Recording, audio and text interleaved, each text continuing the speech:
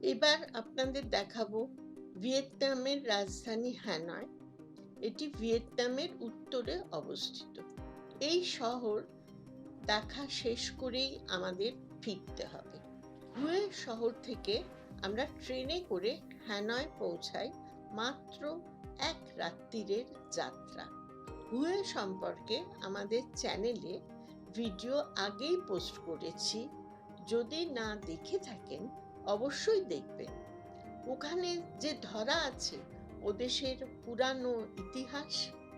হোটেলের সাহায্যে আমাদের ট্রেনের টিকিট আগেই কাটা ছিল। এদেশের ট্রেন পরিচিত দ্য রিইউনিফিকেশন এক্সপ্রেস নামে। দীর্ঘ যুদ্ধের পর 1975 সালে উত্তর ও দক্ষিণ ভিয়েতনামে আবার সংযুক্তিকরণ হয়, অর্থাৎ রিইউনিফিকেশন। এটি কতখানি গুরুত্বপূর্ণ ছিল ভিয়েতনামবাসীদের কাছে সেটি আমাদের হুয়ে ভিডিওতে বলেছি। আপনাদের জন্য এখানেও ছোট করে বলে নিচ্ছি। অতীতে ভিয়েতনামি রাজাদের মধ্যেই ক্ষমতার লড়াইয়ে ভিয়েতনাম দ্বিখণ্ডিত হয়ে যায়। পরে সম্রাট অ্যানের জমানায় উত্তর ও দক্ষিণ যুক্ত হয়, অর্থাৎ এটা ছিল প্রথম ইউনিফিকেশন। আধুনিক কালে ফ্রান্স ও আমেরিকার আগ্রাসনের কারণে ভিয়েতনাম আবার ভাগ হয়ে যায়। পরবর্তীতে ভিয়েতনামীদের কঠিন সংগ্রামের ফলে যুদ্ধের অবসান হয়। তখন দেশ আবার সংযুক্ত, মানে রিইউনিফিকেশন হলো। তারপরে হ্যানয় আর সাইগনের মধ্যে প্রথম ট্রেনটি যখন এসেছিল, তখন মানুষের উৎসাহ উদ্দীপনার দৃশ্য আমাদের হো চি মিন শহরের ভিডিওতে দেখিয়েছি। আপনারা নিশ্চয়ই দেখেছেন ওই ভিডিওখানি। যাই হোক, ভিয়েতনামের মধ্যে এই প্রথম আমাদের ট্রেন ভ্রমণ। হুয়ে স্টেশনের ব্যবস্থাপনায় নতুনত্বের স্বাদ নিলাম। এখানে অযথা স্টেশনে ভিড় করা যায় না। শুধুমাত্র ট্রেন আসার মিনিট 10 আগে প্ল্যাটফর্মের দরজা খুলে দেয়। দেখেই বুঝছেন স্টেশন কত ফাঁকা। আগে এলে শান্তি মনে খাওয়া দাওয়া করার, অপেক্ষা করার ব্যবস্থা আছে। আমরা যথাসময় হ্যানয়ের উদ্দেশ্যে ট্রেনের কামরায় উঠে পড়লাম। সব আধুনিক ব্যবস্থা, অসুবিধার কারণ নেই। সকালবেলা পৌঁছাবার বেশ কিছু সময় আগে ট্রেনের মধ্যে বেজে উঠল সুরেলা কণ্ঠে গান। ভাষা তো বুঝি না, শুধু হ্যানয় বুঝতে পারছিলাম। পরে শুনলাম ওটা হ্যানয় পৌঁছবার জন্য অভ্যর্থনা সঙ্গীত। স্বল্প পয়সায় হোটেলের ঘরদোর ইত্যাদি সমগ্র ভিয়েতনামেই খুবই পরিষ্কার পরিচ্ছন্ন ও ঠিকঠাক। এখানে আসার আগে জেনেছিলাম হ্যানয়ে উইমেন্স মিউজিয়াম আছে। আমার জীবনে ভ্রমণ বা অন্যের মুখে গল্প শোনার ফাঁকে কখনো শুনিনি মহিলাদের নিয়ে কোনো দেশে এমন মহিলা প্রদর্শনশালা আছে। আপনাদের জানা থাকলে কমেন্ট বক্সে লিখবেন। আমরা সিদ্ধান্ত নিয়েছিলাম প্রথমেই সেখানে যাব। স্নান খাওয়া সেরে দ্রষ্টব্য স্থানগুলির পরিকল্পনা ঝালিয়ে নিয়ে যেমন ভাবা তেমন কাজ। উইমেন্স মিউজিয়ামের প্রবেশদ্বারে রয়েছে বিশাল এক মূর্তি, যেখানে মা দাঁড়িয়ে আছেন কাঁধে একটি শিশুকে নিয়ে। কিন্তু গিয়ে শুনলাম মাত্র 15 মিনিটের পর মিউজিয়ামটি বন্ধ হয়ে যাবে। প্রসঙ্গত বলে রাখি, ভিয়েতনামে সমস্ত সরকারি জায়গা বিকাল 5টায় বন্ধ হয়, খোলে সকাল 9টায়। সেদিনই সেটা জানতে পেরেছিলাম। আমাদের আশাহত মুখ দেখে মহিলা বললেন, ঠিক আছে, তোমরা বিদেশি, তাই আরো 15 মিনিট সময় দেব। আর কাল এই একই টিকিটে যে কোনো সময় আসতে পারবে। এমন মানবিক ব্যবহারে আমরা কতখানি আপ্লুত হয়েছি তা বলবার ভাষা খুঁজে পাই না। পরের দিন আমরা হ্যালং বে যাব। ওই সাহায্যটুকু না পেলে মিউজিয়ামটি দেখাই হতো না, সামান্য ধারণাও গড়ে উঠতো না। আপনারা জানেন, দক্ষিণ পশ্চিমের মানুষের খাবার অভ্যাস বা রীতি দুখানি কাঠি ব্যবহার করে। মনে আছে, ওখানকার প্রবেশদ্বারের কাছে দুখানি কাঠি রাখা ছিল, আর তলায় লেখা ছিল, একটি কাঠির সাহায্যে যেমন খাওয়া যায় না, তেমনি সংসারে স্ত্রী ও পুরুষ সমান তালে না চললে সংসার বা সমাজ চলে না।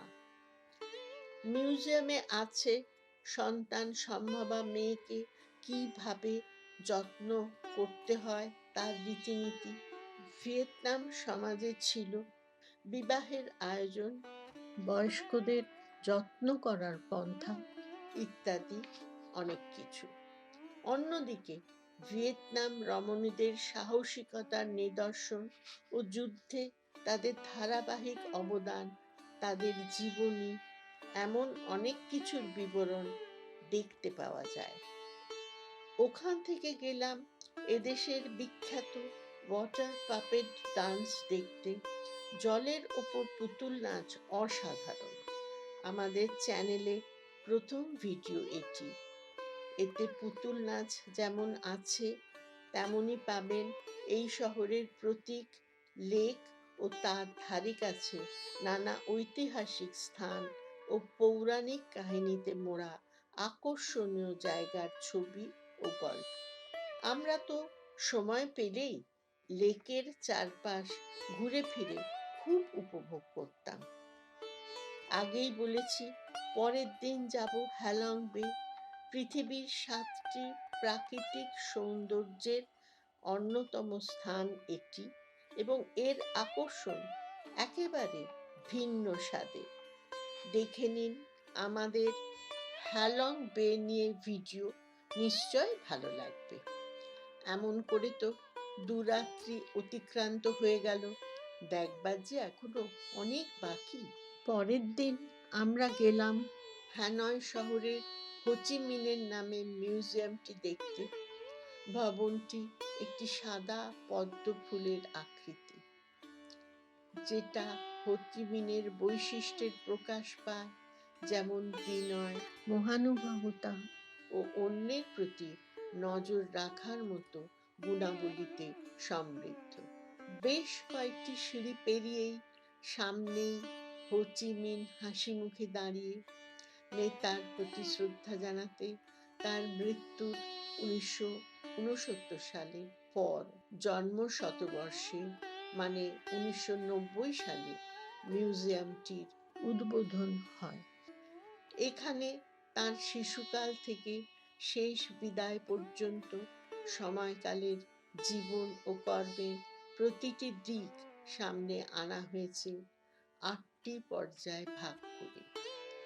ভিতরে ছবিগুলি এবং বেশ কিছু ডকুমেন্টের তলায় ইংরাজিতে ব্যাখ্যা আছে।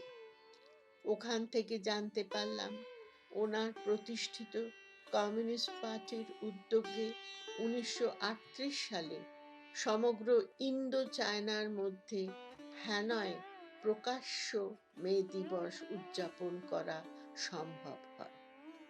উনি এতটাই গ্রহণযোগ্য ছিলেন যে তাঁর আহ্বান, each of us has to work as two in order to support our southern compatriots, সাড়া দিয়ে উত্তর থেকে দক্ষিণে কর্মীরা পাড়ি দিচ্ছে।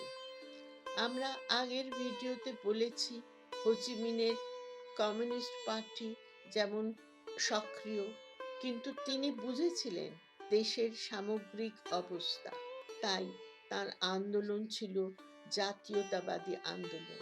মিউজিয়ামে এই ছবিটি সেই কথাই বলে। দেশটি অর্থনৈতিকভাবে পিছিয়ে ছিল, দীর্ঘ যুদ্ধ আরও প্রতিবন্ধকতা সৃষ্টি করেছিল। উত্তরে 1954-তে যে ক্ষমতা অর্জন করে তারা 1960 সালে হ্যানয়ে থ্যাং লং নামে সিগারেট ফ্যাক্টরি গড়ে তুলতে সক্ষম হয়। ওই মিউজিয়াম থেকে জানতে পারা গেল যে ভিয়েতনামকে 1989 সালের আগে চাল আমদানি করতে হতো, সেই ভিয়েতনামই তারপরে বৃহৎ চাল উৎপাদনকারী দেশ হিসেবে পরিণত হয়। 2012 সালে সা লা hydro electric factory south east এশিয়ার মধ্যে ভিয়েতনামেই গড়ে ওঠে। এটি হলো দক্ষিণ পূর্ব এশিয়ার সর্ববৃহৎ হাইড্রো ইলেকট্রিক ফ্যাক্টরি। এভাবেই ওরা এগিয়ে যাবার চেষ্টা করেছে। দেওয়ালের কাছাকাছি এই ধরনের তথ্য ও ছবি রাখা আর মাঝের জায়গাটি নানাভাবে সাজানো। মধ্যখানের বেশ অনেকখানি জায়গা জুড়ে আছে হোচিমিন বিভিন্ন দেশ থেকে যত উপহার পেয়েছিলেন সেগুলির সমাহার। খুবই সুন্দর প্রত্যেকটি সামগ্রী।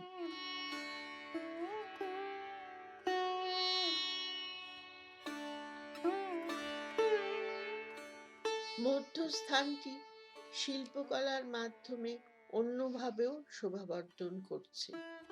কোথাও ভিয়েতনামের দেশজ সম্পদকে নিয়ে, কখনো বা পুরাতন ব্যবস্থা নিয়ে, কোথাও বা যুদ্ধের আবহ, যুদ্ধের মধ্যেই একটু বিনোদন প্রয়োজন তার বার্তা।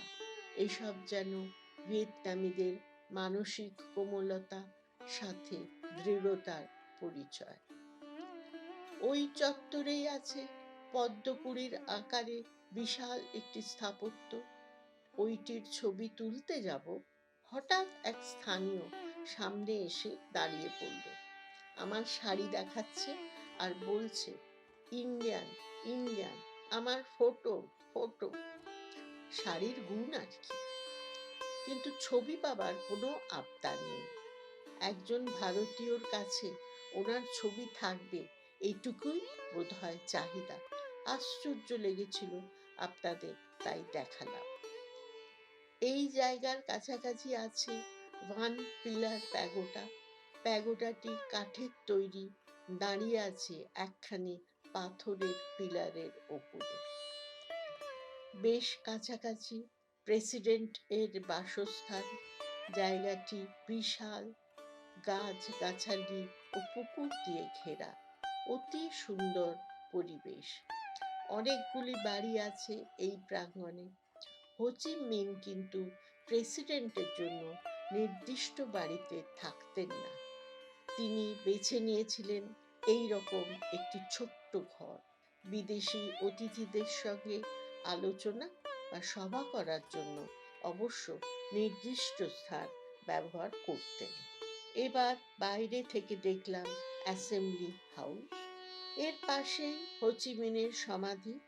হাজারে হাজারে মানুষ দেশ বিদেশ থেকে এখানে জড়ো হন। স্কুলের ছোট ছোট বাচ্চাদেরও এখানে আনা হয়। দেশের ইতিহাস ও ঐতিহ্য জানাবার জন্য নানা ব্যবস্থা এরা ধারাবাহিকভাবে পালন করে। ক্যামেরা ইত্যাদি ব্যবহার এখানে নিষিদ্ধ। 10-20 হাজার মানুষ লাইন দিয়ে হোচিমিনের শায়িত দেহ প্রদক্ষিণ করে। 10-20 হাজারের মধ্যে বাচ্চা বুড়ো সবাই আছে, কিন্তু নেই কোনো শব্দ, নেই কোনো বিশৃঙ্খলা। সমাধি বাড়িটির সামনে দেখা যায় রক্ষণাবেক্ষণের দায়িত্বে থাকা সৈনিকদের প্যারেড। প্রিয় নেতার সম্মানে আজও ভিয়েতনামবাসী এমনভাবে তাকে সম্মানিত করে যাচ্ছে এবং সারা বিশ্বের কাছে তার ঐতিহ্য তুলে ধরছেন। অঞ্চলটির নাম বা দিং স্কোয়ার। এই স্থানে 1945 সালে হো চি মিন সাম্রাজ্যবাদী শক্তিকে পরাস্ত করে ডেমোক্রেটিক রিপাবলিক অফ ভিয়েতনামের ঘোষণা করেছিলেন। জায়গাটি জাতির গৌরবময় স্থান। এখানে সরকার প্রতি বছর জাতীয় অনুষ্ঠানের আয়োজন করে, যেখানে স্বাধীনতার অধিকার সম্পর্কে আলোচনা হয়। আমরা যখন গিয়েছিলাম সেই সময়টা ছিল রিইউনিফিকেশনের 40 বছর পূর্তি।